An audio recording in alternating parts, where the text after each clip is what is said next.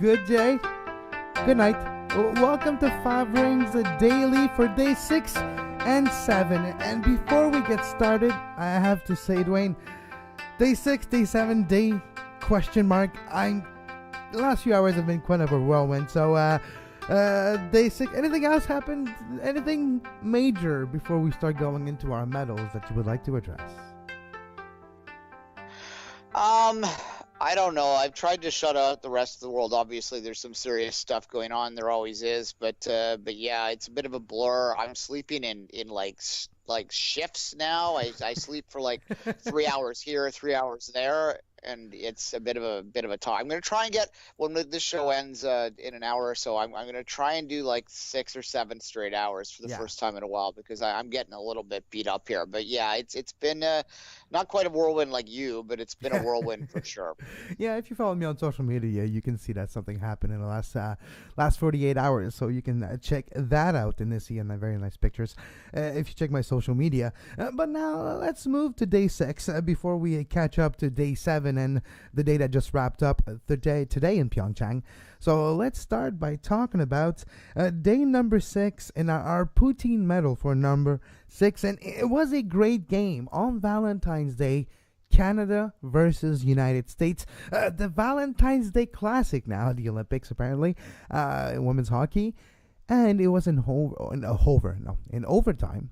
And the Canadian goalie, I don't have her name in front of me here in my very sparse notes, but her save that she did in overtime, that diving to her right, poking save, but then she gets up, looks at the American player, winks, and Canada wins the game.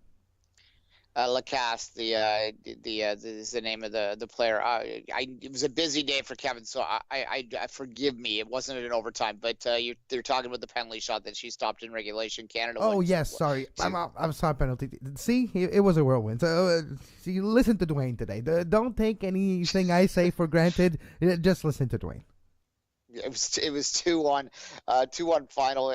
Look, yeah, the keeper stood in her head, and the United States has to be frustrated by this. Canada's second goal had at least a hint of offside to it, but the Americans had the ability to challenge that, decided not to, and the goal stood.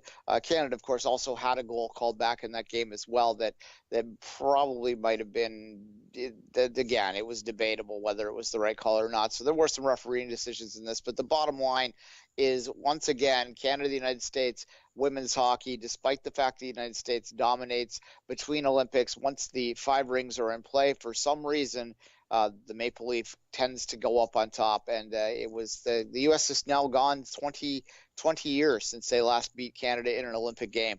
That is crazy when you think about how well they do against them normally outside of the Olympic competitions. And again, this year, and the United States looked like the better team, vastly outshot them, almost twice the amount of shots of Canada in this. But Lacasse stood in her head, and here we are. Canada goes in as the top seed into the medal round. It gets a slightly easier draw through the final, but we do anticipate that these two teams will meet one more time, and Canada has to replicate it again. Yeah, it's funny though, Kevin. The comments after, the Americans were trying to put a brave face on it. They were saying, "Oh, we feel good about it because obviously they can't replicate that. We think we do the same thing, and we're going to do." But it's the commentary up here is like, "Well, can they not replicate that? They always do."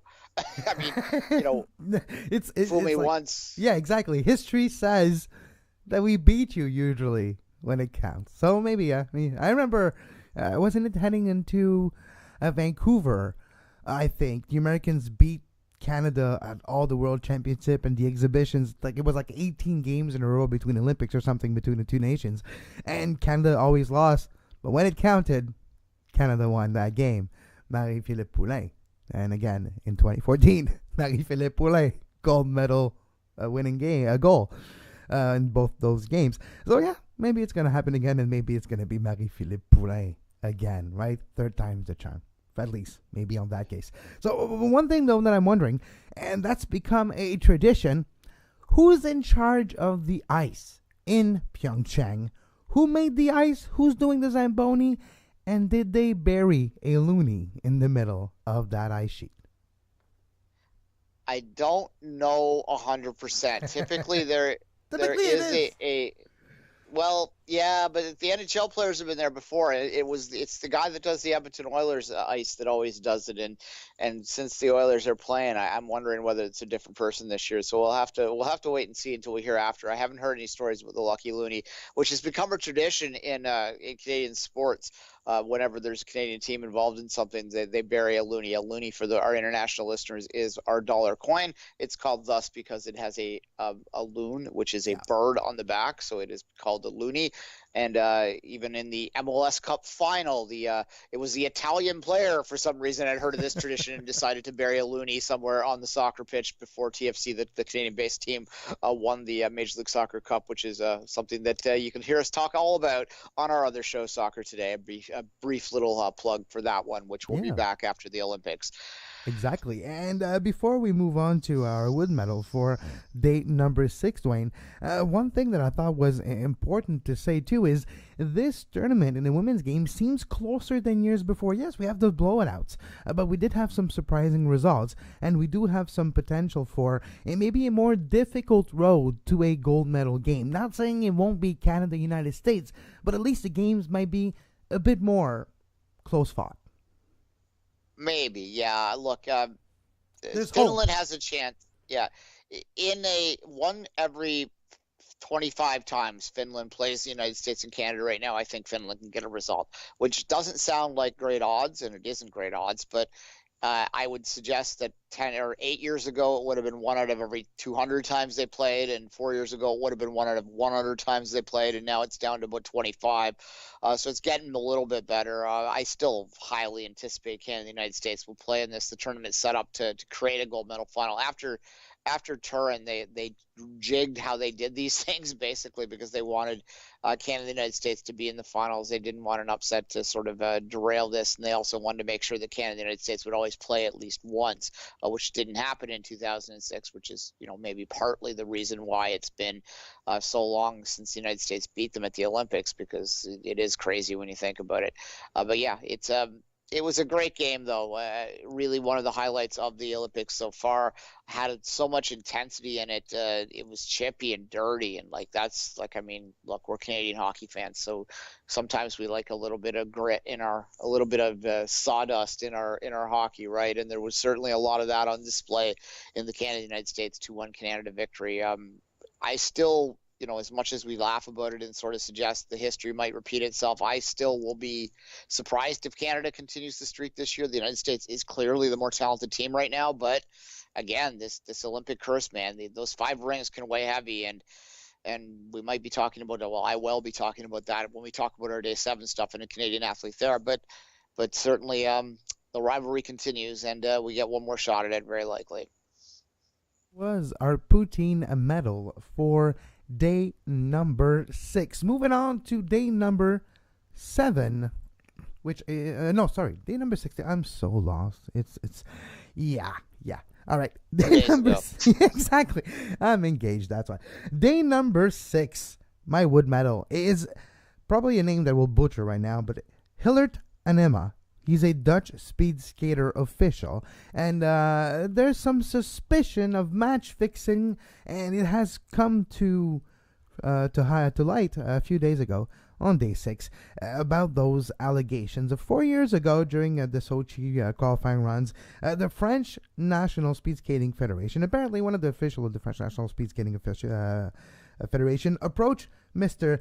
Anema and was talking to him. You're like, we're not really good. We're not necessarily having a good funding program, and the government is kind of letting us know that if we don't have results or decent showing in Sochi, we might have some slashing in our funding.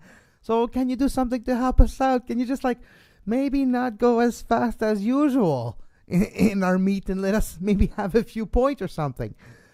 And those are in exchange emails that were uncovered and discussions that were apparently made with witnesses. So there's those allegations out there, and it's always terrible for the integrity and authenticity of sports in general when we have issues like this. No, for sure. And We often associate match fixing with soccer, with football, because there have been books written about this. There is a great deal of gambling associated with it, and I think that makes other sports complacent sometimes because they think of it, oh, this isn't our problem. But the reality is, there are lots of different reasons for fixing, including just plain performance issues like we're talking about here. But beyond that, gambling is rampant around the world on all sports. Tennis is a massive fixing sport as well, because you can bet on right down to the single point. And it's when people dismiss concerns people have around gambling, they're only thinking of themselves and like, how harmless it is for them to throw $10, 10 pounds, 10 euros, whatever it is, down on a game and to add a little fun. And like, I do the same thing, but yeah, it can be very serious when it gets to, threatening the legitimacy of the sport. And you got to take these things with the utmost seriousness. And if it happened, then, you hope that there's lifetime bans thrown around liberally if that's the case, because it's, I don't want to say worse than, because there's different things, but it is on par with doping. Doping. It really is. Yeah. All right. Let's move to your wood medal for day number 6, Duane. It's a little lighter than that one. Good. Okay, I'm trying to stay away from talking about stuff that's specific only to those of us in Canada, but I have to get this one in. The Canadian curling commentators on CBC, who are generally very informed about the game, and they offer a lot. They have a lot of insight into the rules, into the strategy of the game, more than almost any other broadcast you're going to find out there, simply because of the history of the game here. However, every Olympics, they have this obsession over talking, if unless it's in a traditional curling country, which is really one, right? So unless it's Vancouver, they talk about how charming and how hilarious and how funny it is that the host country are cheering. They keep obsessing over the Korean fans and how much they cheer when there's a takeout. Well, of course they cheer. They're cheering for their home team. And yes, maybe they're cheering loud over like basic takeouts that here in Canada, us, jaded curling fans may just like look with a golf clap. Who cares? Exactly, like a slow clap. They're like, yeah, that's good. Yeah, you're right. Yeah. Yeah, it's condescending, and I don't think they mean for it to be condescending, but it so is. The Korean fans have been wonderful, and they're excited by this, and they're packing that venue. And if you look at the way the Korean teams are playing and how they built that program leading into these games, and you combine that with the results that they've been having, well, I think that there's a good story there that's going to go on. So yeah, lay off on telling us how much they're cheering and laughing about how the fact that they're cheering about like a single takeout. Who cares? Let them have their time. Jesus, not everyone's as obsessed with the sport as you. Anyway, that's my wood medal. Yeah, all right. It's a very fair one, and I have to say, there's a lot of commentaries, not a lot, but there's a few that's been really getting on my nerves watching the sports, and this is not in my medals of day 6 or 7, but watching figure skating and a certain stubbornness to call Olympic athletes from Russia Russians, and a certain stubbornness to have I don't know, just rubs me the wrong way. So, well, moving on to some positive medals, Duane, for day 6. Let's start with the bronze, and I'll start. My bronze was for day 6 at least. It was a good result. Day 7 is a total different story.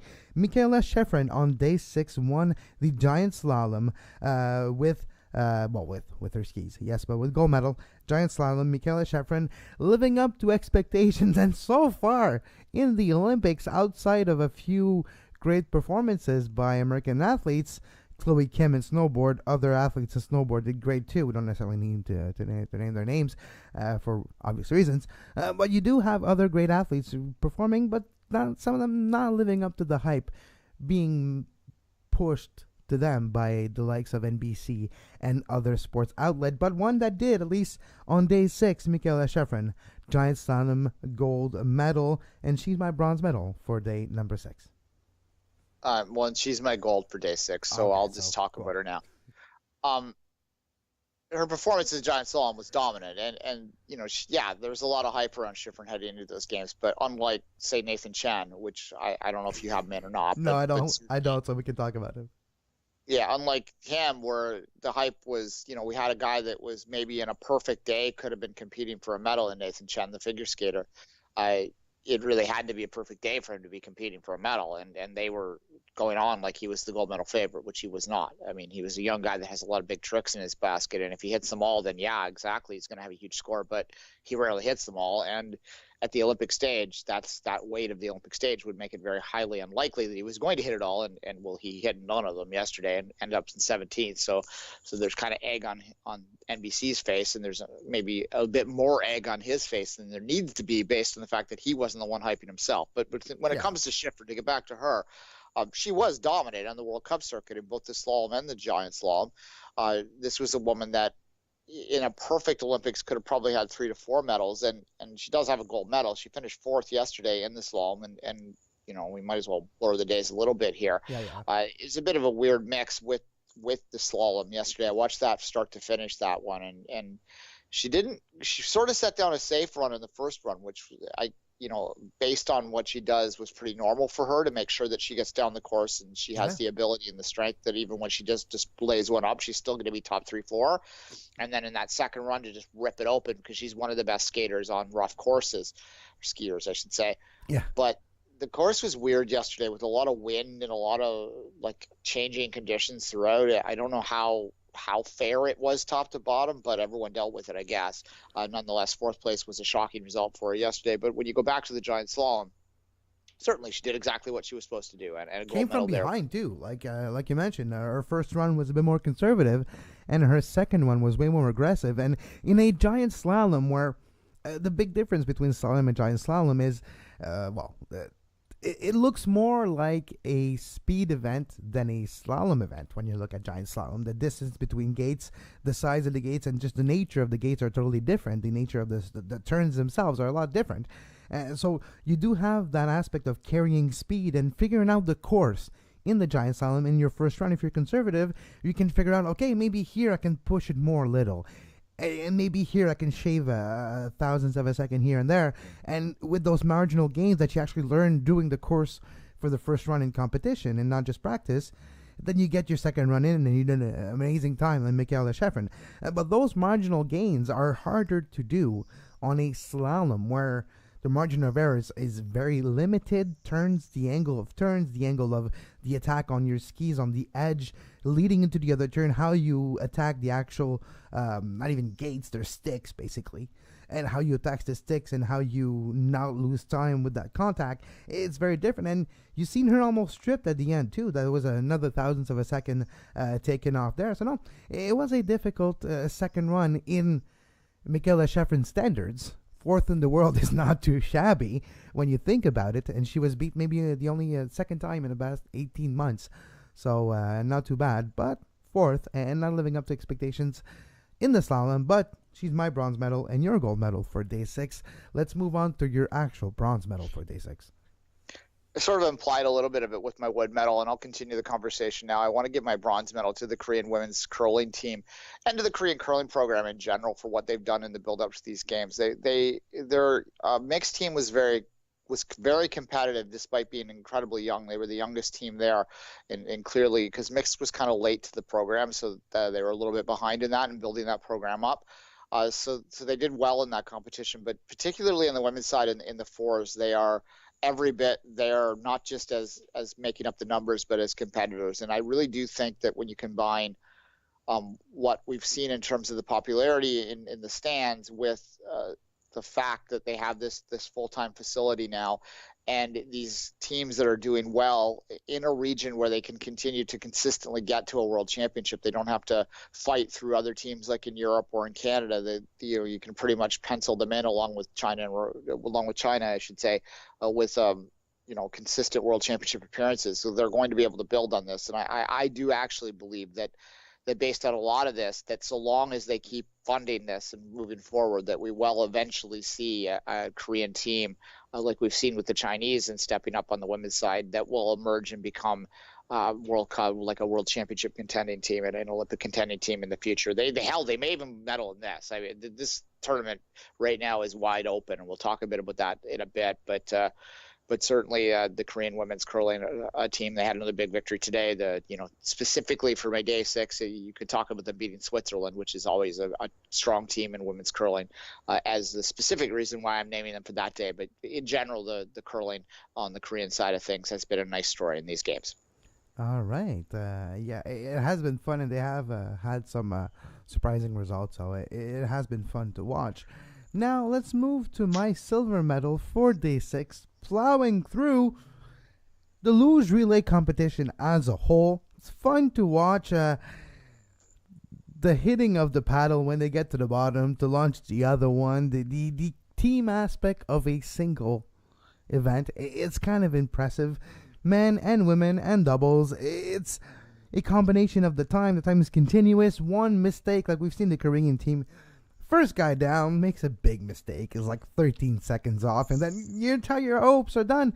The pressure on the riders, on the sliders, is impressive, and it makes for more compelling TV time, more compelling TV event to watch. Yes, people like me love watching luge and sliding event, no matter what we do. But for others, it can get tedious and it can get repetitive. You just see, oh, they're barely moving on that slide and the times are different. Once in a while, you have a bailout and a crash and it gets, it's, nah. But at least this way, there's like compelling transitions. There's a bit more competition aspect. If one guy suffers a little bit of a hit here, loss of time, going down, not have the speed, it carries over to the other sliders. And so there's a bit more TV-friendly component to it with the paddle and hitting the paddle as well. So maybe it's a good way to introduce new fans to the sport. Makes for good TV, but obviously, just like a World Cup and just like soccer, Duane, luge is a sport where usually Germany finishes on top. Yeah, the old adage is that the definition of the old adage is that the definition of a soccer tournament is 22 men in short pants chase a ball for 90 minutes. In the end, Germany wins. But look, I have similar to the same silver medal, although I'm specifically going to talk about the Canadian team who won silver medal themselves in the competition. That's to take nothing away from the Germans, obviously, who won.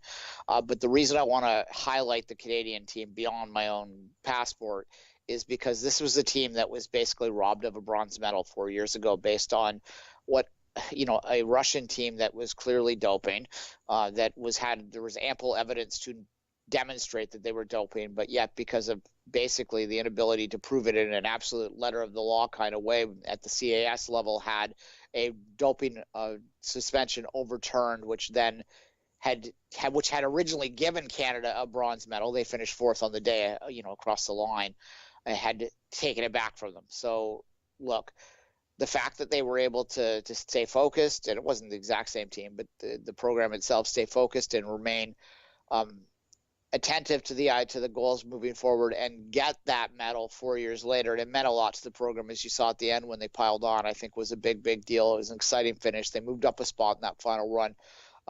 They were kind of neck and neck with the Americans for bronze, and then there was a mistake ahead of them by the Austrians, and they managed to nick the silver position.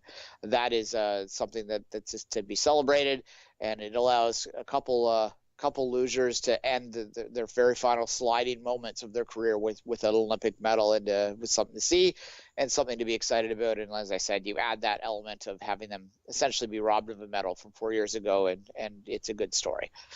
Let's move for a gold medal for day number 6, and you had Michaela Schifrin as your gold.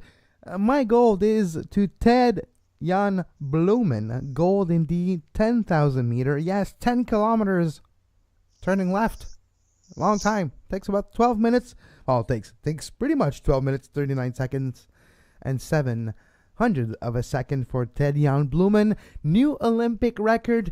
The Dutch outcast who could not even make the team for the 2014 Sochi Olympic Games. Listening to his roots, I guess, and getting his possibility of having a Canadian passport, embracing that possibility, becoming now the best skater long distance that this country has ever seen. Yeah, look, Yes, he was brought up in the Dutch system, and a lot of the credit of his development goes there for sure. There's no doubt about that. But he gives credit to the Canadian system for polishing him and getting him from being, a good skater to a great skater, and that can't be.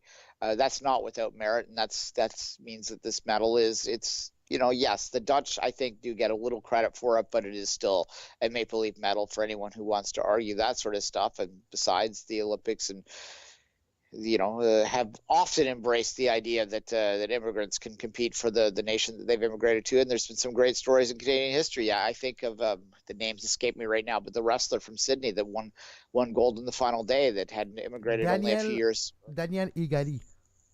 Yes, exactly. And he was one of a wonderful story that was really embraced, and how he danced around the Canadian flag and kissed it on the mat at the end of the competition. So this idea that we can't, accept the idea that the world has immigration and that immigrants can have loyalty to the country that they immigrate to is a bit xenophobic, to be blunt. So anyone if you look, you don't have to look very hard to find people that are dismissing that medal or calling that medal Dutch. But yeah, it was a great moment for Canadian speed skating, who is not a program that has always done well at the sprints.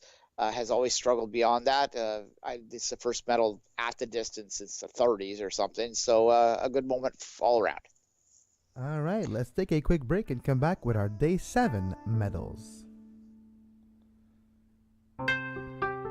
YouTube.com/Sports Podcast Network is where you can listen to us every day, 10 a.m. during the Olympic Games until February 25th, when the day is wrapped up. You can give us a financial support as well. You like the show? You want us to do more? You want us to continue this Five Rings tradition with the Commonwealth Games? With your help, we can do so. Patreon.com/Sports Podcasting Network, or if you would like to give us in any other way, let us know. We will let you know how at sportspodcastingnetwork@gmail.com.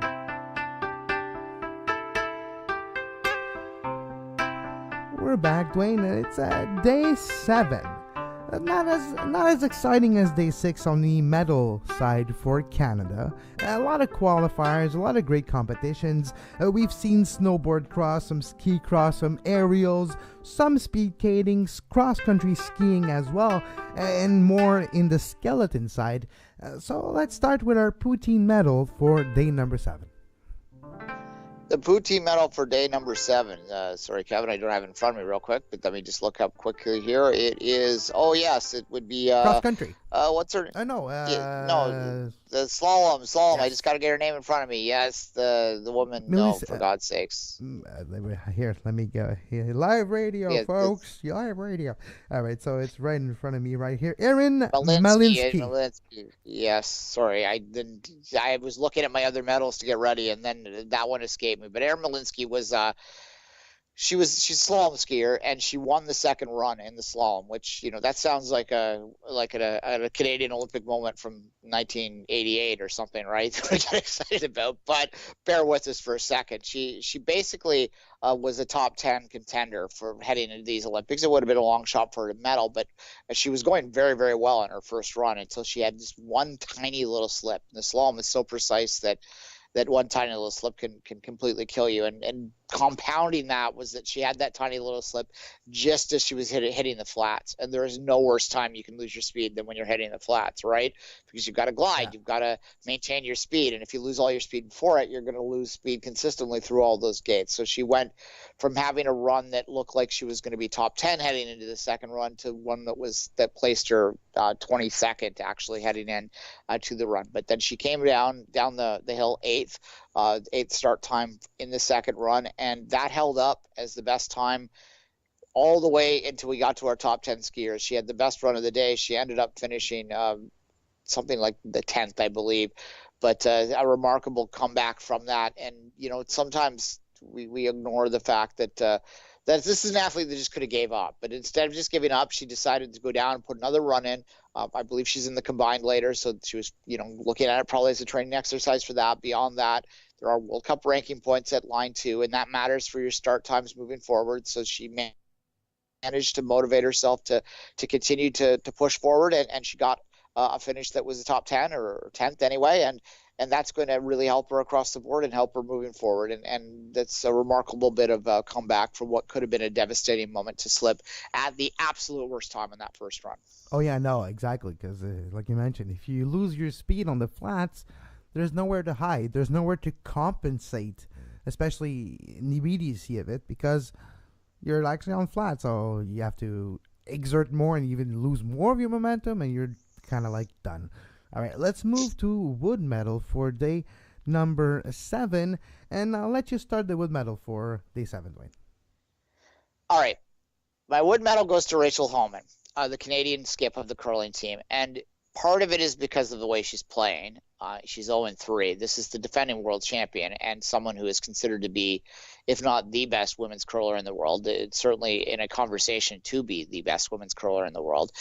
She has a famous rivalry here in Canada with Jennifer Jones-Rink. The Homan rink has got the better of the Jones-Rink over the past couple of years. Caitlin Laws is the third, who won the gold medal on the doubles side, is the third for Jennifer Jones-Rink. So that tells you the talent level of that and who they had to beat to get there. This is a rink that was definitely the gold medal favorite heading into this, and they're 0-3 and in danger of not even making the medal round at this point. They can probably afford to lose one more match the rest of the way and still make the medal round. They need to win 5 in a row. Like 5-4 was the last record that made it to the playoff in Sochi. So technically it would be okay, but even then, if you want to take that chance, you kind of have to go 6-3, which means she has to win out 6 straight games. Yeah, and the way that they're playing is really bad. But that said, my wood medal does not go to her just because of the play. If it was just the play, it would be worth mentioning, but I wouldn't necessarily have gone all the way to highlighting a wood moment.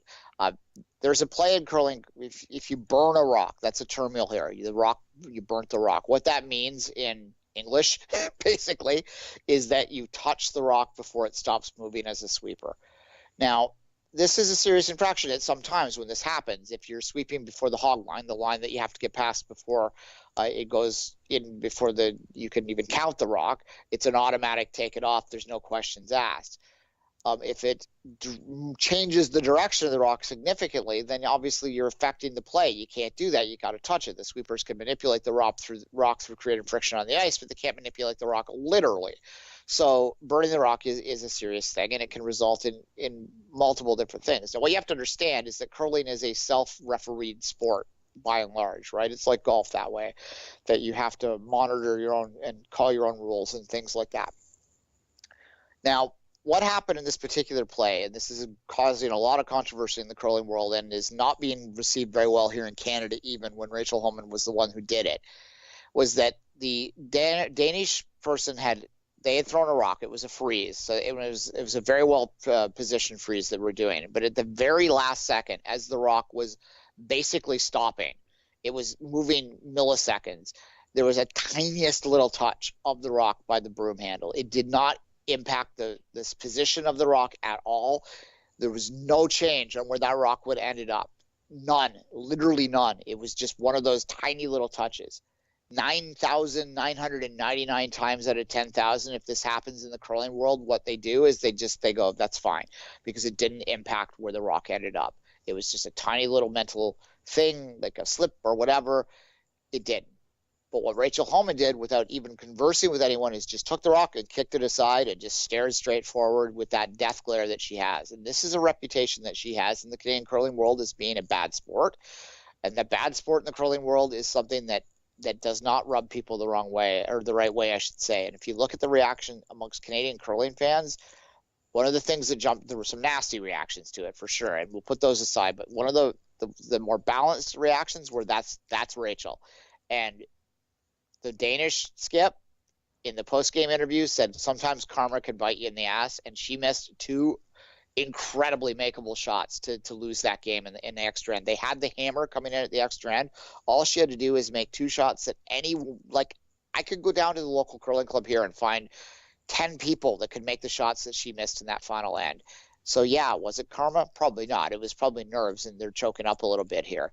But what she did with that burnt rock, if I didn't explain it well, Google burnt rock curling and those kinds of stories will pop up, was really, it was bad stuff. It was dirty pool. It was it was really pedantic kind of interpretation of the rules. As I said, Kevin, I was explaining it to Kevin earlier today, because Kevin doesn't follow curling quite as closely as I do, and it would be if something like that happened in your local, like, rec league, like your semi-competitive rec league, it could cause a fisticuffs. Like it's that crappy of a thing to do, and to do it at the Olympic stage in front of the whole world watching, it rubs people the wrong way. It was really kind of a crappy thing to do, and That's not a Canadian thing to do, to be unsportsmanlike. How un-Canadian of Rachel Holman. Well, that's what somebody just pointed out. Like, there's this thing in Canada called the TSN Turning Point, which they don't do anymore, but it still has remained a meme in Canadian sports. It just basically means the moment that the competition changed. Well, someone joked that, well, the TSN turning point would be Rachel Holman, like, throwing the rock aside, which isn't exactly going to inspire the generations, right? Like, no, because they scored 4 rocks in that. Had they not done that, they would have lost in regulation. They would have lost in 10 ends had they not scored the 4 in that end. So, yeah, it's man. It's hard. It made it hard to cheer for her, because the Danish team too were charming as hell. They were high-fiving each other, were smiling throughout it. They were just having a blast out there with no pressure on them, and they were, like I said, they were quite charming. Whereas this Canadian team, which are the world champions, were kind of being the villains in this, and that's not something we're used to seeing. And they had according to the reporting from Korea, they went behind closed doors and had a long team meeting after they lost this. Player only meeting behind closed doors.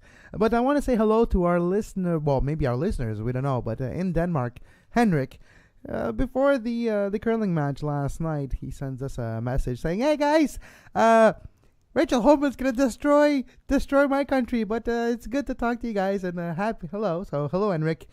And yes, you did a reverse jinx, and Denmark won against Canada and Rachel Holman. So good on you, Denmark. And as I said, they were charming. They were a charming rink. They're the 98th ranked team in the world. They weren't even the top ranked Danish rink. They've done a lot to find their way to the Olympics, and they got a great win against the world champions, and something that they'll hold on to. However, that they would be deserving of a medal onto their own in our format here today. So we'll kind of give them an honorary little wink for a medal. My wood medal for day number 7 is Canada's performance in the snowboard disciplines outside of slopestyle so far. Slopestyle has become Canada's new favorite, or new slopestyle and big air, new best event in the world of snowboard. But halfpipe has been a struggle for Derek Livingston in the men's and the women's side for all the Canadians, which did not make the final. And you have last night in the snowboard cross, which was an amazing event, by the way, and I'll touch it on later on with another medal I have. But the wood medal, Canada's performance in the snowboard cross, no rider in the final, no rider in the top 6 for the women in the final, and that was disappointing. In the event, usually we always at least have 1 or 2 contenders, sometimes even in the final. This time around, wasn't meant to be, and it's a bit of a same repeating outside of slopestyle for snowboard. Only one rider got to the semifinals. She was ended up 4th in that semifinal, but quite a ways back.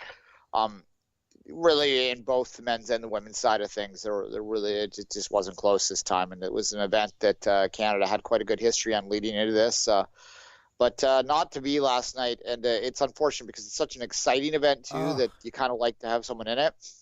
It's amazing. It's like it's a race. You know, it's the closest thing to a motorsport without motorsport, and that's kind of how exciting it is. And you're never truly out. We've seen multiple times, just like in short track, right? Sometimes you're 4th or you're 6th in the snowboard cross, but everybody in front of you fall. You're like, oh well, bye. I'm winning this thing now. So there's a lot of fun and excitement, and I'll touch it on later on. But that was my wood medal for day 7. Let's move to some positive. Let's move to your bronze for day 7.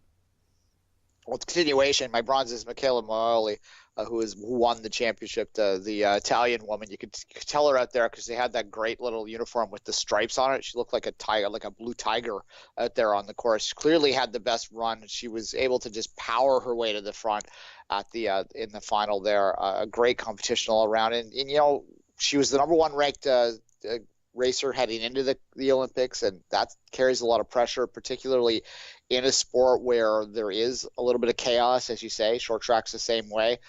For them to come through and to put it down and to show their power and show their abilities throughout the Olympics, to get through it on their feet and through it in top and to win the gold medal, I think is a worthwhile thing to celebrate. And for that, I provide her with my bronze medal of the day. Continuation to this, once again, my bronze medal is the entire snowboard cross competition and the final last night. A famous name that I'm escaping now because all I think of is something else right now. But the favorite, the American, that fell just meters before the finish line and finished off the podium, the defending champion from Sochi in snowboard cross. That final was, wow, it was amazing to watch those jumps. And it's a bit counterintuitive when you're used to seeing snowboarders wanting to do tricks, right? This is all about pure speed. It's not about air when you're jumping. It's about making sure you're carrying much speed when you land.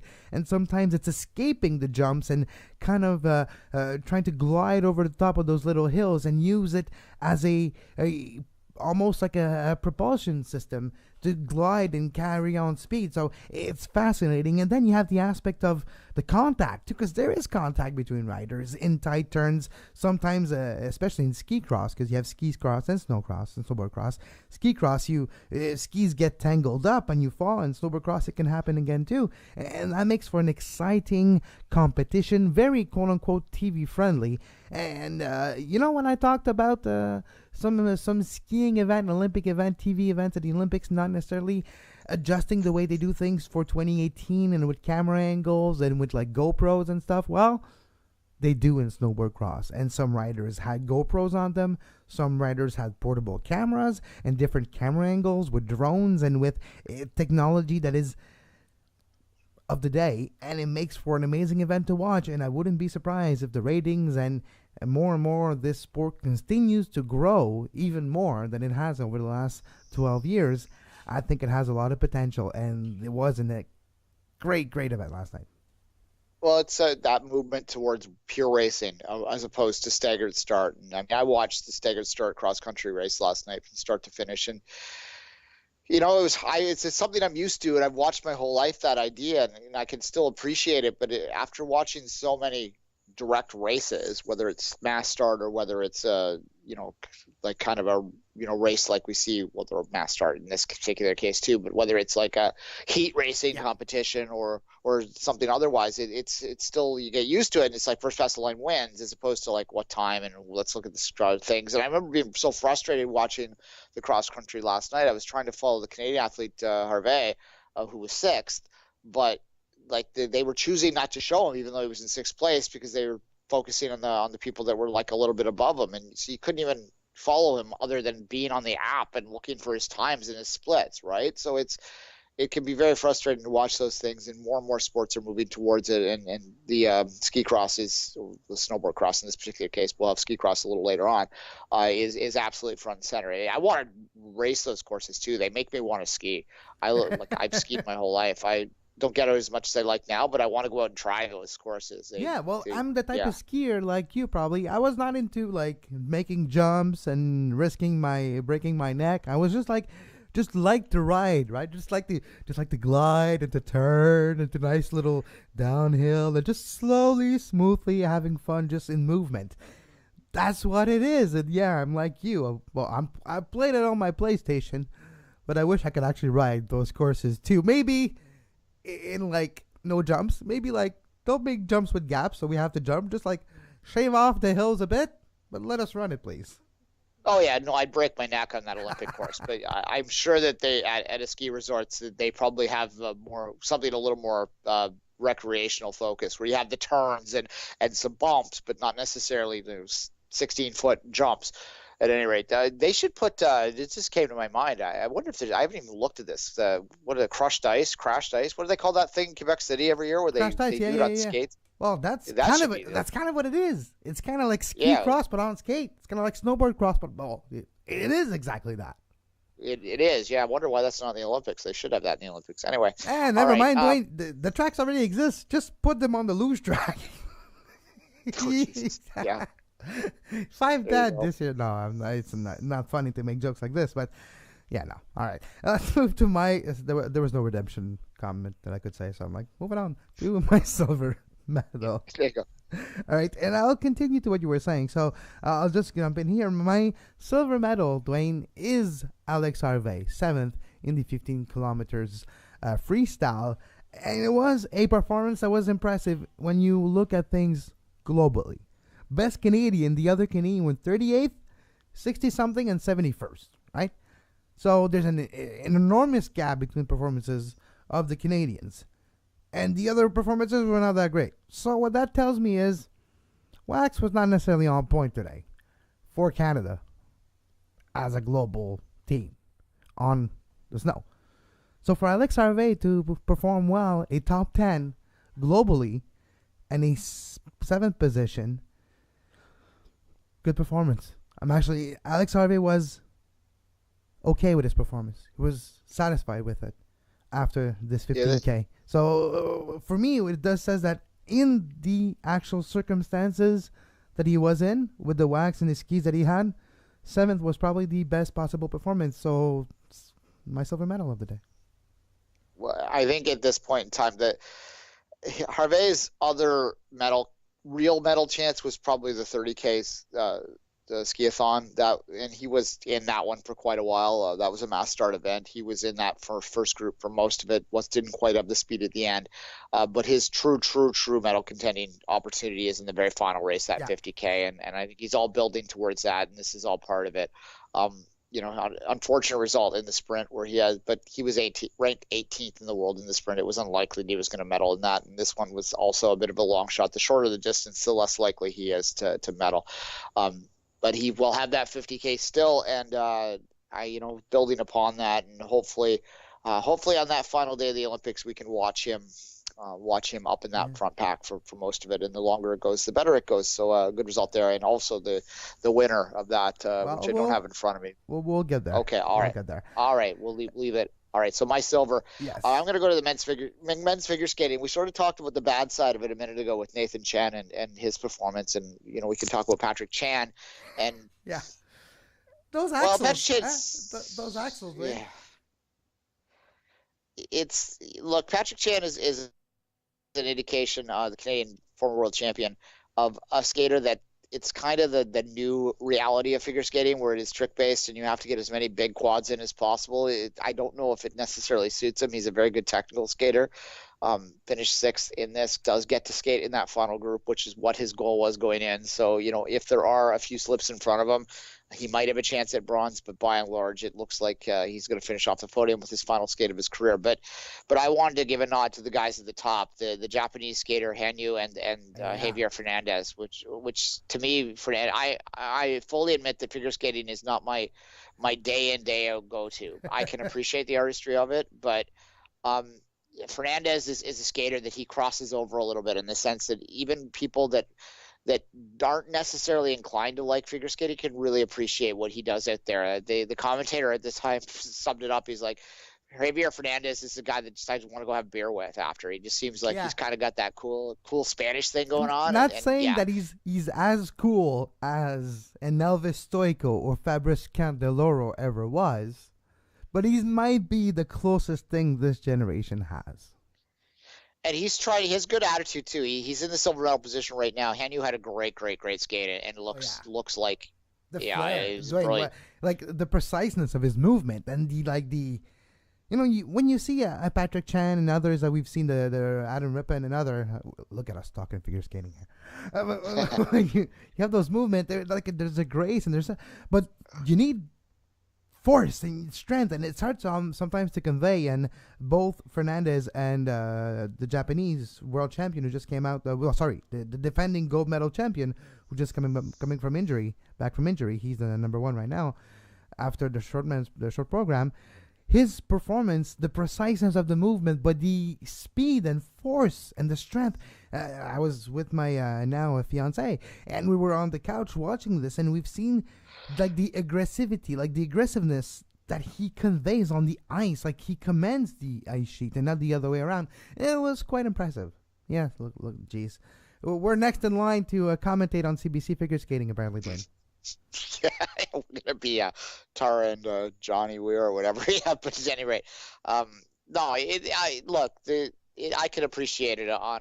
I'm an every 4-year figure skating guy. I'm not gonna be the guy that's gonna be watching a Grand Prix event, but certainly, the research that I did, I knew what I was looking for, and Fernandez in particular was the skater that I walked away going, oh yeah, I like that one. That one made me feel like I enjoyed that. So the two of them combined to make a good thing, and they're gonna be battling. But to get back to Fernandez real quickly, Spain's never won a medal at the Winter Olympics. Games, They had one.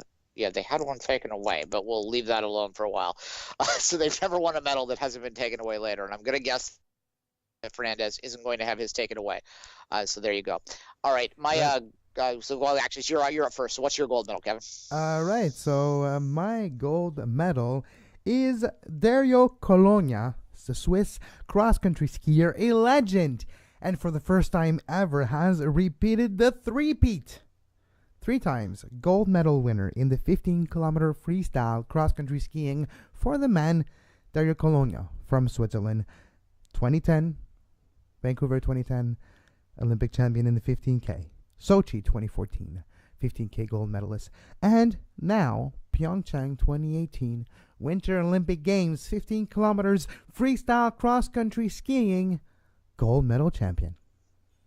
This is becoming a bit of a story of these games, of athletes that are three-peating and becoming, or competing deep into 3, 4, 5, even 6 Olympics. There was a speed skater in the 5,000 women's today that was in Albertville, the German. What? She was there in 1992?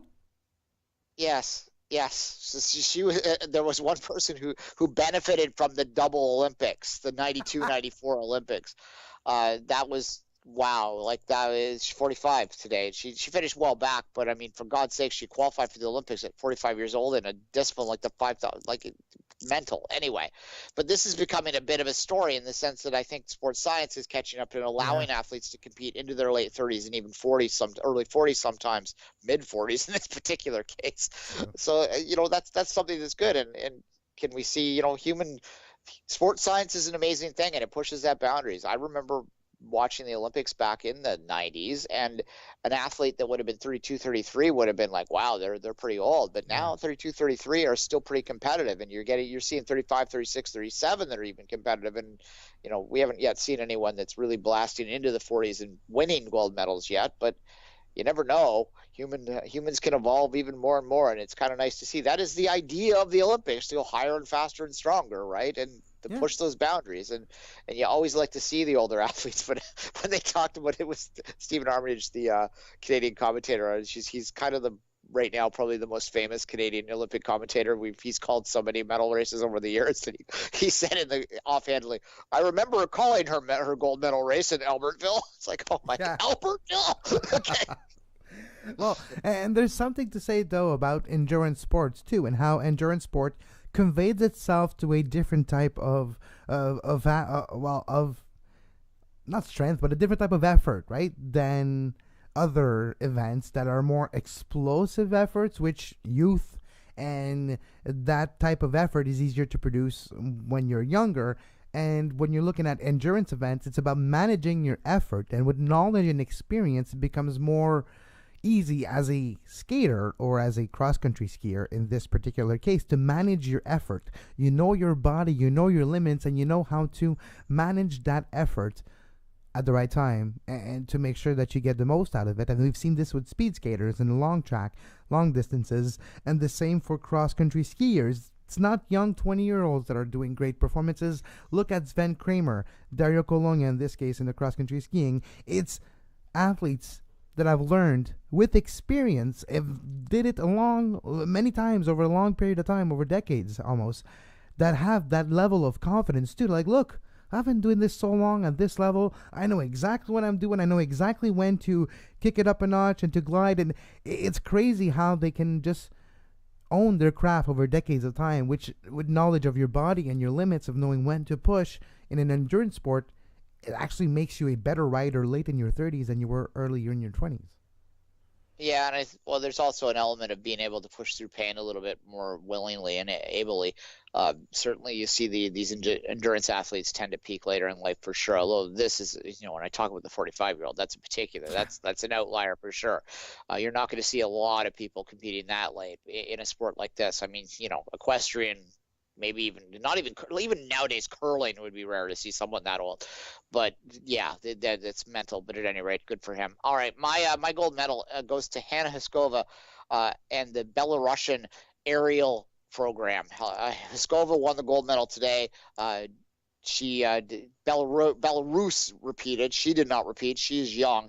The Belarusian who won the gold medal in Sochi 4 years ago fell on her final jump. She could have been on the podium otherwise. But it's kind of a funny little story that a little country like Belarus can find a sport like aerials, the aerial freestyle, and just get a program going that continues to produce champions in that. And it's the only place you're really going to see them. They might have a few sliders that can be somewhat competitive, but by and large, you're not going to see a lot of Belarusian athletes competing at a high level. But here they are producing a gold medalist in back-to-back Olympics in the same event. And that's something that's really interesting and remarkable to me, and says that they're doing something right there in that program. And I guess that should be, for a lot of smaller winter nations, that probably should be the approach. Even big Olympic nations like Australia and New Zealand to a lesser extent have discovered that on the winter side, that they can be competitive in the winter side by focusing all of their resources on a narrow group of athletes. Even Team GB to a certain extent, I think, with their sliding athletes is doing that too, where they do find ways to get on the medals when they're talking about the sliders. So well, the curlers too with TNGB, but that's more of a Scottish thing. Well, and it's events too that you don't need weather to be on your side, right? Aerials is something. Well, Belarus has no problem with winter, but some events, like you mentioned, Australia and New Zealand, are actually decent in aerials too over the history of the sport, because of the fact that you can train year round for most of that part of that sport, which is the ramp part, the takeoff part, and the flipping in the air part. That you can train almost on a daily basis. With a ramp and a water base, there's now some indoors as well facilities around the world, or outdoors in summer parks and lakes. There's many facilities to do this. And in the winter, it's something that it's not about necessarily infrastructure. It's easier to create an aerials course than it is a ski jump or other events in the Winter Olympics. You just need basically a very good ramp designer and a suitable hill, and you're pretty much good to go.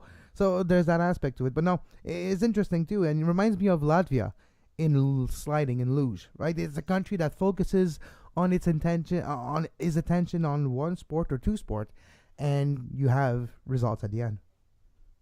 Yeah, look, yeah, exactly. When you talk about the training for the aerials, they have those hills which are synthetic basically, and they do the flip and land in a pool.